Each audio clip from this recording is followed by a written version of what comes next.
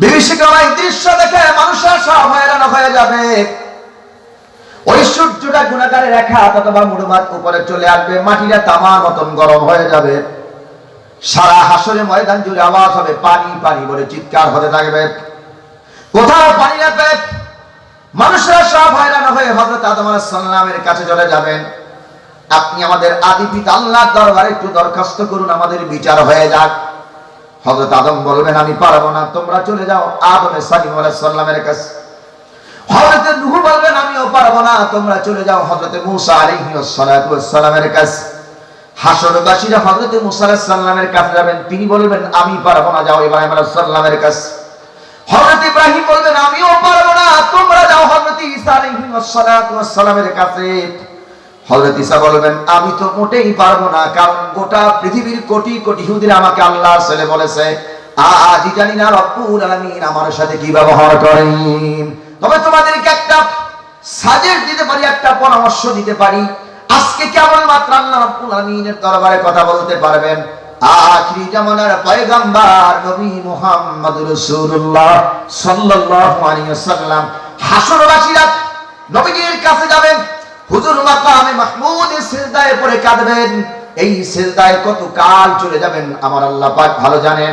এরপর আল্লাহ পাক বলবেন, হাবিব আপনি মাথা উঠান, আপনি কাঁদেন কেন? আপনার তো আজকে কাঁদার দিন না, আপনার সম্মানের দিন, মর্যাদা দিন। আমি আপনাকে কাউসার দান করেছি, রাসূল আপনি কেন কাঁদেন? আল্লাহ রাসূল বলবেন, রব্বুল আলামিন আমাকে তুমি সম্মান দিয়েছো, মর্যাদা দিয়েছো, কাউসার দিয়েছো, আমাকে জান্নাত তুমি দান করেছো, আমি কাঁদি এই জন্য আমি দেখতে পাচ্ছি রহমতের ফেরেশতারা আমার গুনাহগার উম্মতদেরকে ধরে ধরে জাহান্নামের দিকে নিয়ে যাচ্ছে, সেই জন্য আমি কাঁদতেছি। আল্লাহ পাক বলবেন, হাবিব আপনার মাথা উঠান আর আপনার জান্নাতি উম্মতগুলো আপনি বেছে বেছে জান্নাতে নিয়ে যান। রাসূল জান্নাতে উম্মত বাঁচতে থাকবেন। উম্মুল মুমিনিন আয়েশা জিজ্ঞেস করছেন, হুজুর জান্নাতি লোকগুলো চিনবেন কিভাবে? কেমনে আপনার জান্নাতি উম্মতগুলো চিনবেন লক্ষ কোটি কোটি কোটি মানুষের ভিতরে? রাসূল বলেন, শোনো আয়েশা, লক্ষ কোটি ঘোড়ার ভিতরে যদি একটা চা বলা ঘোড়া ছেড়ে দেওয়া হয়, ঘোড়ার মালিক ঘোড়ার পাবে কিনা? বলে হ্যাঁ অবশ্যই পাবে। হুজুর বললেন, শোনো, লক্ষ কোটি ঘোড়ার ভিতরে যদি একটা চা বলা ঘোড়া পাওয়া যায়, যেই লোকটা আল্লাহ তাআলার রাস্তায় চলেছে, দ্বীনের পথে চলেছে, আল্লাহ রাসূলের বিরোধিতা করে নাই, কিয়ামতের দিন তার চারটা স্থান থেকে নূর চমকাবে। কয়টা? কোন চারটা স্থান? ওযু যে করি আমরা, এই ওযুর যে চারটা স্থান আছে, ওযুর যে চারটা স্থান ধৌত করা ফরজ, এই চার স্থানে মুমিনদের নূর চমকাবে। এই নূর দেখে দেখে আল্লাহ রাসূল জান্নাতে নিয়ে যাবে। আমরা রাসূলের সুপারিশ চাই কি চাই না? কথা চাই কি চাই না? তাহলে রাসূলের সুপারিশ পেতে হলে, রাসূলের সুপারিশ যদি চাই, এক নম্বরে যে কাজ হবে সেটা হলো আল্লাহ এবং রাসূলের পথে চলতে হবে, তাই না রাসূলের সুপারিশ পাবো। আর আল্লাহ রাসূলের পথে যদি না চলি, সুপারিশ পাবো? কথা সুপারিশ পাবো? তাহলে মানুষ সেদিন আল্লাহর আদালতে আসমানি পাল্লায় মাফ করা হবে নেক আর কি বদ, ভালো আমল এবং মন্দ আমল। ইয়াউমা ইয়াকুবুর রূহু ওয়াল মালায়েকা, সেদিন সমস্ত মানুষ এবং রূহ বা এখানে ফেরেশতা জিবরাইল বোঝানো হয়েছে, বা মানুষের আত্মা সফান সফা, সবাই কাতারে কাতারে দাঁড়ায় যাবে, কেউ কথা বলবে না। কে ছাড়া? কে ছাড়া? এখন কাল লাগান লক্ষ কোটি কোটি মানুষের ভিতরে আল্লাহ কেমনে বিচার করবেন, কে অপরাধী আর কে নিরপরাধী? কাল লাগান এত মানুষ, কোটি কোটি মানুষের ভিতরে কে অপরাধী আর কে নিরপরাধী মানুষ চেনার কি ব্যবস্থা? 1000 2000 মানুষের ভিতরে কে অপরাধীটাই চিনে তো বের করা বড় কষ্ট হয়ে যায়। কিন্তু আল্লাহ লক্ষ কোটি কোটি মানুষের ভিতরে কেমনে অপরাধী আর নিরপরাধী মানুষ আসমানি দাঁড়িপাল্লায় বিবেচনা করবেন। আল্লাহ বলেন, ইন্নাল্লাহা সারিউল হিসাব, আল্লাহ অতি দ্রুত হিসাব গ্রহণকারী। আল্লাহ অতি দ্রুত হিসাব গ্রহণকারী। কেমনে করবেন? লক্ষ হাজার হাজার কোটি মানুষের বিচার করতে আল্লাহর মাত্র সামান্য একটু পলকের থেকেও কম সময় লাগবে। হাদিস আছে, এই লক্ষ কোটি মানুষের ভিতরে আল্লাহ বিচার করবেন, চোখের একটা পলক পড়তে কত সময় লাগে? একটা টিপ দেন, একটা পলক পড়তে কত সময় লাগে? 1 সেকেন্ডও লাগে না। 1 সেকেন্ডও সময় লাগে না একটা পলক পড়তে। আল্লাহ তার থেকে দ্রুত গতিতে বান্দার বান্দির হিসাব নেবে। সুবহানাল্লাহ বলেন, ইন্নাল্লাহা সারিউল হিসাব। আল্লাহ দ্রুত গতিতে আল্লাহ তাআলা বান্দা বান্দির হিসাব নেবেন। চোখের পলক না পড়তেই আল্লাহ হিসাব নিয়ে ফেলবেন। কিভাবে লক্ষ্য করেন, লক্ষ কোটি কোটি মানুষের ভিতরে আল্লাহ জিজ্ঞেস করবেন, বান্দা তুমি কি নামাজ পড়ছো? আউয়ালু মা ইউহাসাবু বিহিল আবদু ইয়াউমাল কিয়ামাতিস সালাহ। আল্লাহ প্রথমে জিজ্ঞেস করবে, বান্দা তুমি কি নামাজ পড়ছো? মুমিন ব্যক্তি বলবে হ্যাঁ নামাজ পড়ছি। যারা বেঈমান তারাও বলবে নামাজ পড়ছি, অপরাধীরা বলবে নামাজ পড়ছি, বেনামাজিরা বলবে নামাজ পড়ছি। তার মানে সবাই বলবে নামাজ পড়ছি। ডরে, কিসে ডরে? সবাই বলবে কি ডরে। তার মানে সুবিধাবাদ, কথা বলে সুবিধাবাদ, আর বলে সুবাদিবাদ, জিন্দাবাদ। বৃষ্টি আসে যদি ছাতা ধরে, একটু গ্রামের ভাষায় বলেন বৃষ্টি আসে যদি, মাওলানা ভাই বলে বৃষ্টি আসে যদি ছাতা ধরে। তাকে বাস্তব 5ই আগস্ট, 5ই আগস্ট আমার ঢাকার ড্যামরায় বাসা। 3টা কয় মিনিটে যেন হেলিকপ্টারে উঠলো। সকাল 10টায় সময় দেখে আমার বাসার সামনে দিয়ে মিছিল করে, শিবিরের চামড়া তুলে নেব আমরা। একটা দুইটা শিবির ধর, সকাল বিকাল নাস্তা কর, স্লোগান দিল, আওয়াজ স্লোগান দিল। একটা দুইটা জামাত ধর, সকাল বিকাল নাস্তা কর, জামাতের চামড়া তুলে নেব আমরা, বিশাল স্লোগান দিল। কারা দিল? ওই এই দলের সোনার ছেলেরা, এই দলের সোনার ছেলেরা মিছিল দিল। সকালবেলায় লাঠি সোটা নিয়ে মিছিল দিল, রাস্তাঘাট সব বন্ধ করে দিল। আর বিকাল 7টা নামাজতেই দেখি যারা স্লোগান দিল তাদের অফিস তারাই ভাঙে, আবার তারাই গাইলেন। যারা স্লোগান দিল তারাই কি বিকাল 4টার সময় দেখি তারাই অফিস ভাঙে, আবার হেরাই দেখি স্লোগান দেয়। আর নাম বললাম না, হেরাই আবার দেখি স্লোগান দেয়, সিসি হাসিনা লজ্জায় বাসিনা, পালাইছে রে পালাইছে, অমুক ব্যক্তি পালাইছে। তাহলে মানুষের চরিত্র কয় রকম হয়েছে? কথা বলে কয় রকম? এরকম চরিত্র কি আমাদের আছে? কথা বলে আছে? সকালবেলায় নাস্তা করলো আর বিকাল বেলায় গালি দিল, এরা মুনাফিকের আলামত। রসুলের কাছে যখন মুনাফিকের আসতো, ওদিকে যেহেতু আমার আলোচনা না, তারপরে একটু টাচ দিয়ে দিই। রসুলের কাছে যখন আসতো এসে বলতো করুন আশহাদু ইন্নাকা লা রাসূলুল্লাহ, আমরা সাক্ষ্য দিচ্ছি আপনি আল্লাহ রসুল, তাতে কোনো সন্দেহ নাই। যখন আবু জাহেল বা সাহেবার সাথে মিশতো, গিয়ে কইতো আমরা আপনার দলের লোক। তার মানে দলের আর কোনো শেষ নাই। তার মানে সুবিধাবাদ, কত বড় সুবিধাবাদ, জিন্দাবাদ। এরা একবার আল্লাহর কোরআনের দলিলে তারা হলো মুনাফিক। তারা কি মুনাফিক? আল্লাহ জান্নাতে প্রবেশ করবে না। এই গোটা দেশে, গোটা পৃথিবীতে ইসলামের ক্ষতি কাফের এবং বেঈমান মুশরিকরা যা না করছে ইসলামের ক্ষতি, কাফের মুশরিক বেঈমানেরা ইসলামের ক্ষতি যা না করছে তার থেকে হাজার গুণে ইসলামের ক্ষতি করেছে নামধারী মুসলমান মুনাফিকেরা। ঠিক কি না? কারা? কাফের দেখলে চিনা যায় এটা লতিফ সিদ্দিকী, কাফের দেখলে চিনা যায় এটা টাকলা মুরাদ, এটা দেখলে চিনা যায়। কিন্তু ওই যে নামদারি দরবেশ বাবা চেনা যায়? আমরা দেখছি দরবেশ বাবা, ধর্ষবেশ নাম তার দরবেশ। বলেন ধর্ষবেশ নাম তার কি? আর বলেন ধর্ষবেশ নাম তার কি? চুলদারি সব কাজ মুনাফিক। কাল লাগান। তাহলে সুবিধাবাদ, বলেন সুবিধাবাদ। বৃষ্টি আসে যেদিক, আল্লাহ প্রশ্ন করবে নামাজ কি পড়ছো? কবে হ্যাঁ নামাজ পড়ছি। আল্লাহ জানে কি জানে না? আল্লাহ জানে কি জানে না? আল্লাহ সব সামিউম বাসীর। সামিউম কি? শোনে। বাসীর মানে দেখেন। আলিমুম বিজাতি সুদূর, তোর কলজার খবর আল্লাহ জানে। রাতে কি করো, দিনে কি করো? রাতের ভোট দিনে আর দিনের ভোট রাতে। যা করছো, কারে খুন করছো, গুম করছো, কাকে কি বানায় ফাঁসি দিয়েছো, দুনিয়ার কোনো মানুষ নাও জানলে আকাশ আর জমিনের মালিক আল্লাহ জানেন। আল্লাহ রাসূল বলেছেন কোন ব্যক্তি যখন একা একা চিন্তা করে তখন সাথে আরেকজন আছেন, তিনি কে? যখন দুইজন আছে সাথে আরেকজন আছেন, তিনি কে? যখন তিনজন আছে সাথে আরেকজন কে আছে? আল্লাহ। যখন চারজন আছে সাথে আরেকজন কি আছে? আল্লাহ। আছে না নাই? আছে না নাই? সব সময় আল্লাহ তাআলার কুদরত আছেই। কান লাগান। কষ্ট হচ্ছে আপনাদের? দোয়া করে দেব।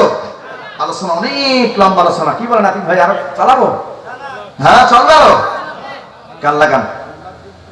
সম্মানিত ভাইয়ের আমার, সবাই বলবেন যে হ্যাঁ নামাজ পড়ছি, নামাজ আল্লাহ কবে বাস এখনই তোমার খেলা শুরু। কোন পাল্লায়? কি দাঁড়ি পাল্লা? কি আসমানি দাঁড়ি পাল্লা? কি পাল্লা? আসমানি দাঁড়ি পাল্লা। দুনিয়া দাঁড়ি পাল্লায় তো উকিল লাগে, মোক্তার লাগে।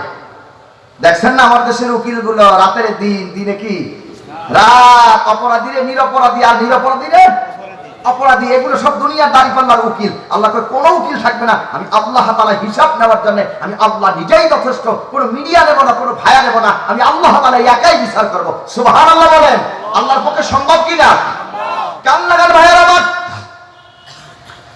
আল্লাহ কোন মিডিয়া নেবেন না, কোন ভায়া আল্লাহ নেবেন না। কেমনি আল্লাহ বিচার করবেন? এত কোটি কোটি মানুষের ভিতরে আপনার আমার মাথায় ধরবে না। আল্লাহ কেমন করে বিচার করবে লক্ষ্য করেন। আল্লাহ পাক জিজ্ঞেস করবে নামাজ কি পড়েছো? বেনামাজি বলবে হ্যাঁ নামাজ পড়েছি। নামাজি লোকগুলো বলবে হ্যাঁ নামাজ পড়েছি। আল্লাহ বলবেন আমি কোন মিডিয়া নেব না, ভায়া নেব না। আমি আজকে আল্লাহ তাআলা হিসাব নেব খুব দ্রুত।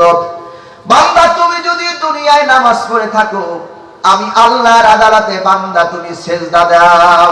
ইয়াউমা ইউকশাফু আন সাকিন ওয়া ইউদআউনা ইলাস সুজুদি ফালা ইস্তাতিউন খাশিআতান আবসারুহুম তারহাকুহুম যিল্লাহ ওয়া ক্বাদ কানু ইউদআউনা ইলাস সুজুদি ওয়া হুম সালিমুন। আল্লাহ পাক বলবেন বান্দা তুমি যদি দুনিয়ায় নামাজ পড়ে থাকো, আজকে আমি আল্লাহর আদালতে বান্দা তুমি সিজদা দাও। মুমিন ব্যক্তি সেদিন আল্লাহর আদালতে সিজদা দিতে পারবে, বেঈমান ব্যক্তিরা সেদিন আল্লাহর আদালতে সিজদা দিতে পারবে না। আমরা আল্লাহর কাছে আজকে তাফসীরুল কোরআন মাহফিল থেকে দোয়া করি, হে আল্লাহ লক্ষ কোটি কোটি মানুষের ভিতরে তুমি আমাদেরকে অপমানিত করো না। তোমার সামনে লক্ষ কোটি কোটি মানুষের ভিতরে আমাদেরকে তুমি সিজদা দেওয়ার তৌফিক নসিব করে দাও। ভাইরা আমার, যারা সিজদা দিতে পারবে তারা চলে যাবে জান্নাতে, আর যারা সিজদা দিতে পারবে না তাদের ঠিকানা হবে জাহান্নামে। যারা বন্ধু সিজদা দিতে পারবে না তারা একেবারে কাঠের মতো সোজা হয়ে দাঁড়ায় থাকবে। আল্লাহ অপরাধী লোকদেরকে চিনে ফেলবেন আর মুমিনদেরকে আল্লাহ চিনে ফেলবেন খুব দ্রুত। অপরাধী লোকগুলো সব কাঠের মতো সোজা হয়ে একেবারে দাঁড়ায় থাকবে। আল্লাহ বলবে খুযুহু ফাগুল্লুহু সুম্মাল জাহিমা সাল্লু সুম্মা ফি সিলসিলাতিন জারউহা সাবউনা জিরাআন ফাসলুক। খুযুহু ফাগুল্লু, ওরে ধর আর নিক্ষেপ করে জাহান্নামে। জাহান্নামের ভিতরে নিক্ষেপ করে ধর। অপরাধী লোকগুলোকে ধরবেন ফেরেশতারা, জাহান্নামী রক্ষিত ফেরেশতারা তাদেরকে ধরবে। বা লক্ষ্য করেন ওদেরকে ধরবে ফেরেশতারা। হাতের ভিতরে হ্যান্ডকাপ আর কোমরের ভিতরে লাগাইবে শিকল। কান লাগান।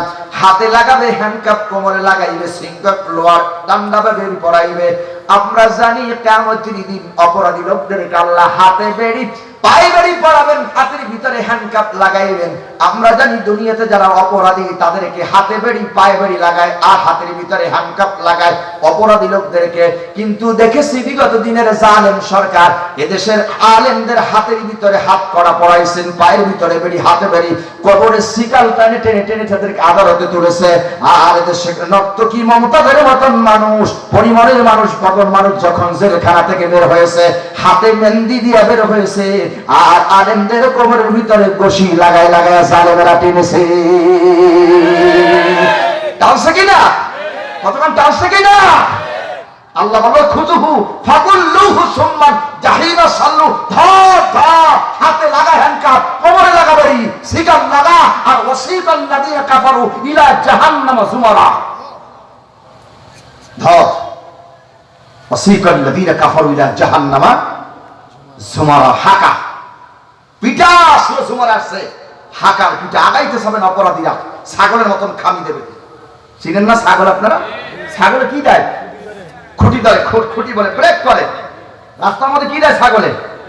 ব্রেক দেয়, এরকম ব্রেক দেবে। ওয়াসিকাল লাযিনা কাফারু ইলা জাহান্নামা যুমারা। যুমারা পিটাইবে, হাকাবে, নিয়ে যাবে কোথায়?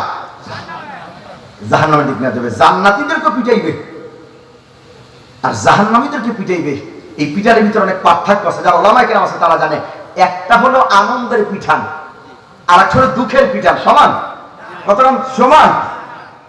একটা আনন্দের পিঠান আর একটা কি দুঃখের পিঠান। সবটা কি সমান হবে? তার মানে একটারে পিঠাবে লোহার ডান্ডা দিয়ে, পিঠান মনে করে, একটারে পিঠাবে লোহার ডান্ডা দিয়া, আর একটা পিঠাবে তুলার লাঠি দিয়া। সমান হয়েছে? কথা সমান হয়েছে? আচ্ছা, আরাম কোনটায়? কথা আরাম কোনটায়? তুলায় আর লোহা। অসীকাত লাযিনা কাফারু ইলা জাহান্নাম যুমারা। হাঁকাবে, হাঁকাবে, তাড়াবে। এখানে আসছে এইভাবে তাফসীরে, হাঁকাবে, তাড়াবে, তার মানে নিয়ে যাবে। অপরাধীদেরকে হাঁকানো হবে আর নিরপরাধী জান্নাতি লোকদেরকে হাঁকানো হবে। জান্নাতি লোকদের কেন হাঁকাবে? এক মিনিট শুধু সামান্য টাচ দিলেই বুঝতে পারবেন। জান্নাতি লোকগুলো হবে খুব সহজ সরল। রাসূল বলেছেন ইয়াদখুলুনাল জান্নাতা ফুকারা ওয়াল আগনিয়া। রাসূল সাল্লাল্লাহু আলাইহি ওয়াসাল্লাম বলেছেন জান্নাতি লোকেরা ধনীদের তুলনায়, তিরমিজিতে আসছেন, মুসলিমে হাদিস আসছেন, বুখারীতে আসছেন, জান্নাতি যে লোকগুলো হবেন ধনীদের তুলনায় গরিব লোকেরা বেশি জান্নাতি হবে। আর এই গরিব লোকেরা ধনীদের তুলনায় 500 বছর, কোন কোনটা পারছে 50,000 বছর আগে গরিব লোকেরা আল্লাহর জান্নাতে চলে যাবে। আল্লাহ গান ধনীদের তুলনায় গরিবেরা কোথায় যাবে আগে? 500 বছর, কোন কোন বলার আছে 500 বছর, কেউ কেউ বলছেন 5000, ইখতিলাফ আছে। তবে গরিবেরা ধনীদের তুলনায় আল্লাহর জান্নাতে চলে যাবে। এখন জান্নাতি লোকগুলো হবে খুব সহজ সরল। তারা জান্নাতি লোকদেরকে আহলান সাহালান সালামুন আলাইকুম তিবতুম ফাদখুলুহা খালিদিন। লক্ষ্য করেন, জান্নাতি লোকদেরকে হাঁকাবেন। ওয়াসিকাল্লাযিনা তাকাউ রাব্বাহুম ইলাল জান্নাতি যুমারা। আর ওখানে বলেছে ওয়াসিকাল্লাযিনা কাফারু ইলা জাহান্নামা যুমারা। তার মানে জান্নাতীদেরকে হাঁকাবে। জান্নাতি লোকগুলো হবে খুব সহজ সরল। মনে করেন জান্নাতে যেতে 8টা গেট, 10টা গেট। জান্নাতি লোকেরা এই 10টা গেট পার হয়ে, তার মানে জান্নাতি বড়গুলো 10টা গেট পার হয়ে জান্নাতে যাবে। প্রথম গেটে গিয়েই লোটাবাটা, অর্থাৎ যা কিছু আছে আমল আখলাত সবকিছু নিয়েই তাদের প্রথম গেটে বসে পড়বেন। ফেরেশতারা দেবেন, হাঁকাবেন। হাঁকাবেন মানে তাড়াবেন। এই বেটা এখানে বসছো কেন? ভাই আমি তো মনে করছি না জান্নাত আছে। জানি ভাই বুঝে গেছেন, এটা মনে করছি জান্নাত। আল্লাহ কয় না না, ফেরেশতারা কবে এটা তোমার জান্নাত না, এটা তো কেবলমাত্র এক গেটে আসছো। এর থেকেও ভালো কিছু আছে? বলে আছে। আর একটু আগাও, আগাই থেকে দ্বিতীয় গেটে গিয়ে দেখবেন যার বইটা যেটা ছিল ওটার থেকে তো একটু ভালো। এরকম করে করে ওয়াসিকাল্লাযিনা তাকাউ রাব্বাহুম ইলাল জান্নাতি যুমারা। 8টা 10টা গেট এরকম ধাক্কাবে, ধাক্কায় ধাক্কায় কোথায় নেবে? জান্নাতে নিয়ে যাবে। আর জাহান্নামীরা তাকাদু তামাইয়াজু মিনাল গায়স কুল্লামা উলকিয়া ফিহা ফাউজুন সাআলাহুম খাযারাতুহা আলাম ইয়াতিকুম নাযীর। সূরা ফুরকানে আছে যে জাহান্নামীরা বহু দূর থেকে জাহান্নামের তেজস্বী আওয়াজ, ক্রোধ আওয়াজ জাহান্নামীরা শুনতে পাবে দূরের থেকে। বিশাল জাহান্নামের ভিতরে একটা গর্জন হচ্ছে। সমুদ্র সৈকতে ভ্রমণ করতে গেলে আমরা ওই কক্সবাজারের এই যে পাশে বসে শুনি না, একটা আওয়াজ আসে, শোর একটা আওয়াজ আসে কিনা? জাহান্নামের এরকম একটা আওয়াজ আসবে। ওরা সামনের দিক আগাইতে চাবে না, ছাগলের মতো দেবে কি খড়ি ধরবে বা খামি দেবে, যেটাই হোক। ভাইরা জাহান্নামী লোকগুলো আগাইতে চাবে না। লোহার ডান্ডা দিয়ে ফেরেশতারা পিটাইবেন। হাতের ভিতরে শিকাল, কোমরে শিকাল লাগায় টেনে টেনে এবার জাহান্নামের দিকে নিয়ে যাবে। এবার একটু কান লাগান, জাহান্নামী লোকগুলো আগাইতে চাবে না। জাহান্নামী লোকগুলো যখন কাছাকাছি চলে যাবেন, জাহান্নামী রক্ষিত ফেরেশতারা তাদেরকে জিজ্ঞাসা করবেন তাকাদু তামাইয়াজু মিনাল গায়জি কুল্লামা উলকিয়া ফিহা ফাউজুন সাআলাহুম খাযানাতুহা আলাম ইয়াতিকুম নাযীর। অপরাধীরা, ও জাহান্নামী লোকেরা, আজকে তোমরা কেন জাহান্নামে এলে? কিসের অপরাধে তোমাদেরকে জাহান্নামে নিয়ে আসা হলো? তোমাদের কাছে কি প্রীতি প্রদর্শন, সুসংবাদ দানকারী কি যায় নাই? খুব গভীর মনোযোগ। তোমাদের কাছে কি আলেমেরা কোরআনের দাওয়াত দেয় নাই, তাফসীর করে করে শোনায় নাই? মসজিদের মেম্বারে কিভাবে হক কথা, হালাল কথা কি তারা বলে নাই? ওরা বলবে হ্যাঁ, ক্বালু বালা ক্বাদ জাআনা নাযীর। হ্যাঁ, আমাদের কাছে প্রীতি প্রদর্শন, সুসংবাদ দানকারী গিয়েছিল। আমাদের কি কোরআনের দাওয়াত দিয়েছিল, আমরা শুনি নাই। বরং আমরা আলেমের বিরোধিতা করেছি, আলেমদেরকে ধরে ধরে জেলে বন্দী করেছি। আমরা আলেমদের কথা শুনি নাই, বরং আলেমদেরকে আমরা ফাঁসির কাস্টে ঝুলাইয়া দিয়েছি। আলেমরা আমাদেরকে দাওয়াত দিয়েছিল, আলেমরা আমরা দেশ থেকে তাড়াইয়ে দিয়েছি। আলেমরা ঠিকই গেছিল, কোরআনের দাওয়াত তারা দিয়েছিল, আলেমরা কোরআনের তাফসীর করেছিল। আলেমদের উপরে আমরা জালেম হইয়া 3টা জুলুম করেছিলাম। কয়টা? আমরা আলেমদের উপরে 3টা জুলুম করেছিলাম।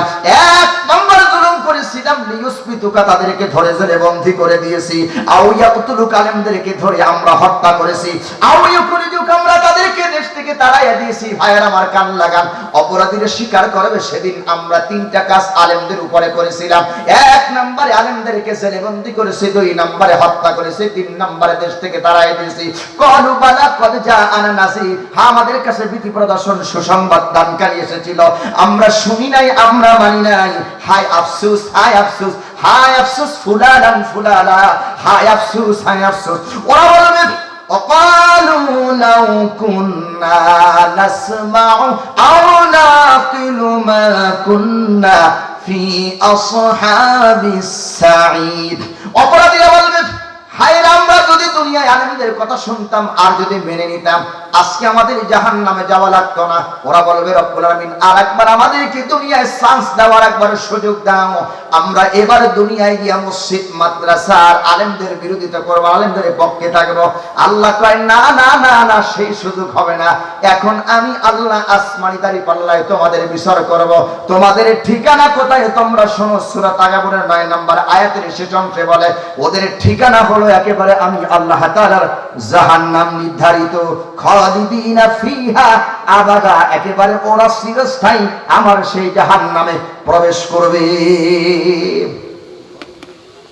তাহলে আমাদের কাছে গেছিল ভীতি প্রদর্শন সুসংবাদ দানকারী, আলেমেরা দাওয়াত দিছিল। আমরা কয় কাজ করছি? কয় কাজ? জেলেবন্দি করছি, হত্যা করছি, দেশ থেকে তাড়াই দিছি। সূরা আনফাল 30 নম্বর আয়াত। ওরা আফসোস করে বলবে ক্বালু লাউ কুন্না নাসমাউ আও নাকিলু মা কুন্না ফি আসহাবিস সাঈর, যদি শুনতাম মানতাম তাহলে আমাদের কাছে জাহান্নামে আসা লাগতো না। আল্লাহ আরেকটা সুযোগ দাও, আমরা দুনিয়ায় যাই, জনমের মতো ইবাদত করি। আপনারা বলেন আর কি কোনো সুযোগ হবে? আর কি সুযোগ হবে? তাহলে সুযোগ যদি নাই হয়, আসমানি দাঁড়িপাল্লায় আমাদের বিচার। কথা বলে আসমানি দাঁড়িপাল্লায় আমাদের বিচার, বক্তা শ্রোতা সবার বিচার হবে কিনা? কথা বলেন হবে কিনা? তার আসমানি দাঁড়িপাল্লা আসার আগে আগে আমরা দুনিয়ায় একটু ঠিক হওয়া দরকার আছে না নাই? কথা আছে না নাই? এখন বলেন এই দুনিয়া থেকে যাওয়ার আগে ঠিক হবেন না পরে ঠিক হবেন? আর বলেন দুনিয়া থেকে যাওয়ার আগে না পরে?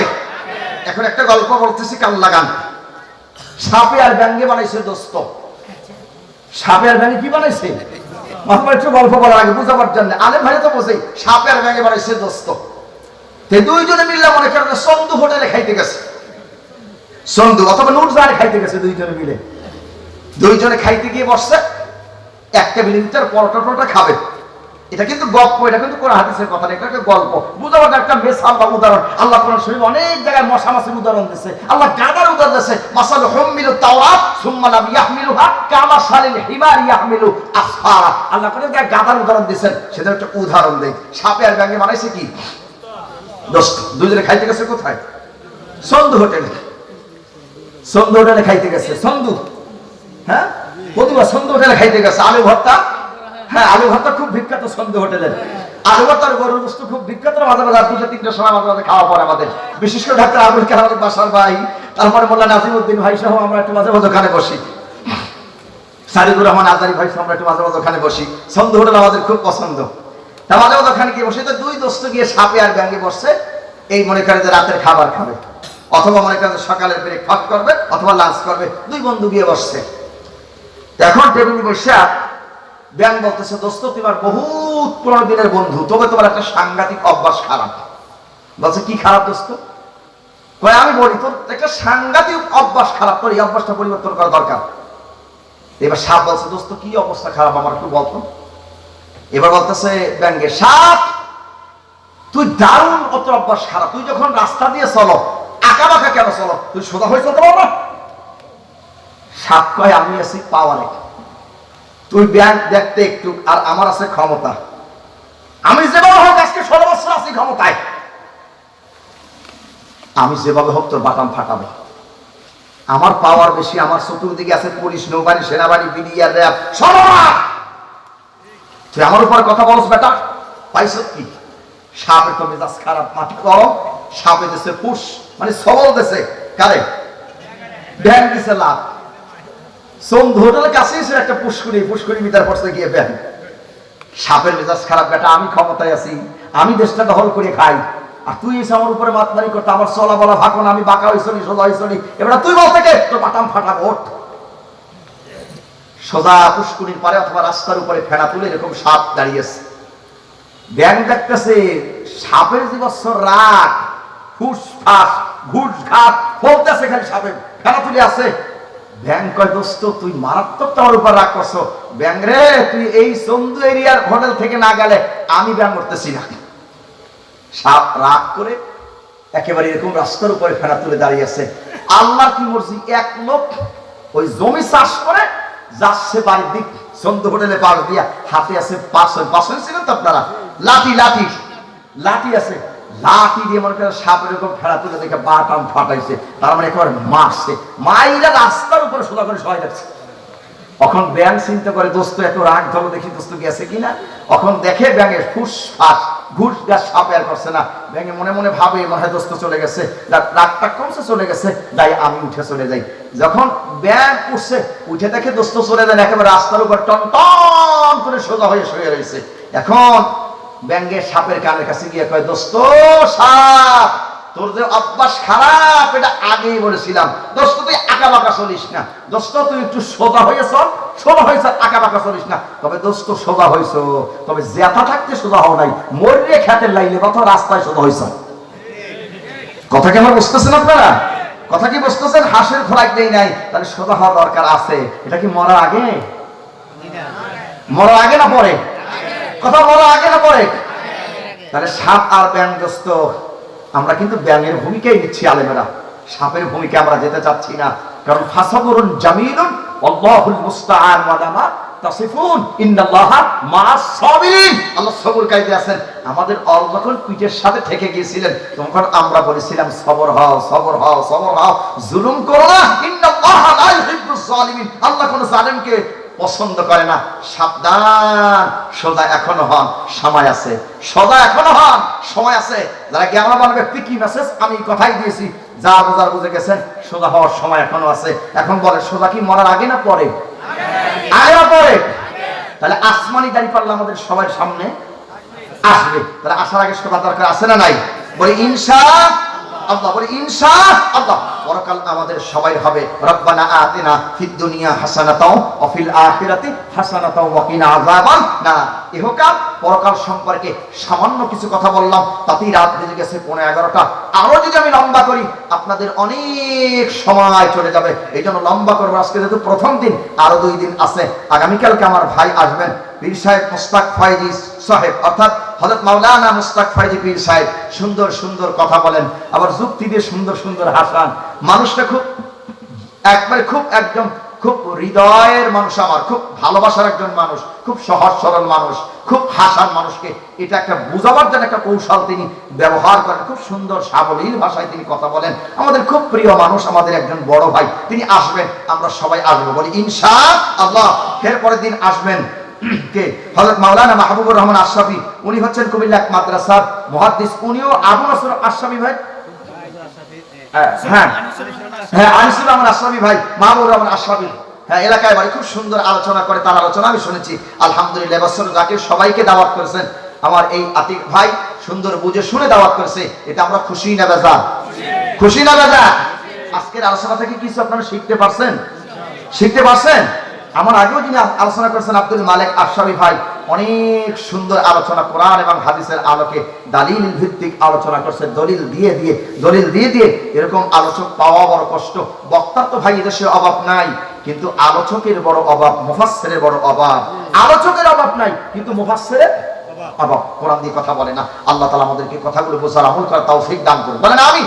এই যে মুরব্বি চাচা, এই যে বাবাজি, মুরব্বি কইলে আবার দোষ। মোস্তাক ভাই মুরব্বি কই বড় বিপদে পড়ছে। হ্যাঁ, মুরব্বি কই বসেন।